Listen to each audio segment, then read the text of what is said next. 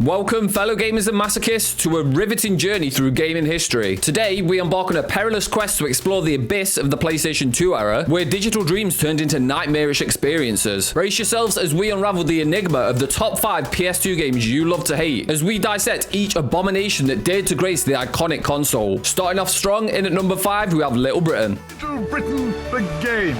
Oh my god. Hello. Good day. Hello. Hello. In the distant echoes of the PS2 era, Little Britain was the game that no one asked for and quite frankly no one wanted. Inspired by the polarizing TV series, this collection of minigames aimed to capture the show's chaotic essence. But what awaited players was the descent into mediocrity, as each minigame was just a complete mess. From the torturous trek of Vicky Pollard on roller skates to the mind-numbing Pac-Man clone featuring Marjorie Dawes, Little Britain on the PS2 left many players questioning their life choices. But what exactly went wrong? An extremely clunky controls layout and repetitive design turned every seemingly innocent minigame into a digital nightmare. The game's irredeemable quality left players yearning for an escape from the clutches of Little Britain's mundane madness. If I'm being completely honest, this just seemed like a lazy cash grab, and looking back, I don't know how it ever even made it to the PlayStation 2. In at number 4, we have The Simpsons Skateboarding.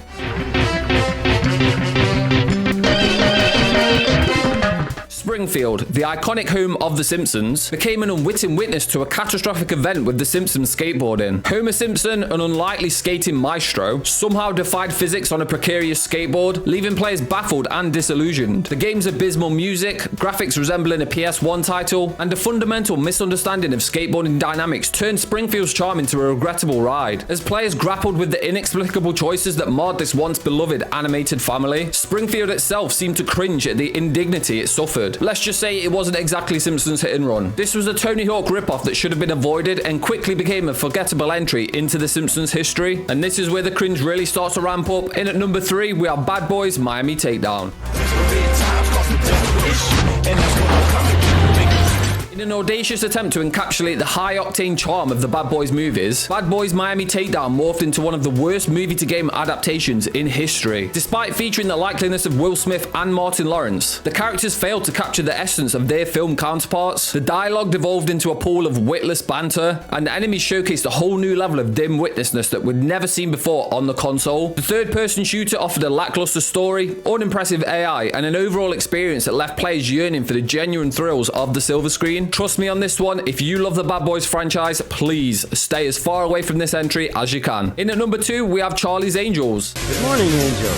Good morning, Charlie. In a perplexing attempt to capitalize on the success of the Charlie's Angels franchise, the game massively deviated from the film's plot, plunging players into a cinematic odyssey of mediocrity. The Angels, Natalie, Dylan, and Alex embarked on a quest to stop a master thief from pilfering the world's national monuments. The game is kind of reminiscent of a very poorly executed Dead or Alive game. However, the lackluster combat mechanics, a series of climbing and jumping puzzles that serve absolutely no purpose, and a boring storyline that turned every mission into an excising futility just left us all feeling underwhelmed. Charlie's Angels on the PS2 left players questioning the whole point of its existence, as the gameplay unfolded in a monotonous loop of beating enemies up until reaching the next uninspired objective. And finally, and probably most disappointing of them all, number 1, we have Catwoman.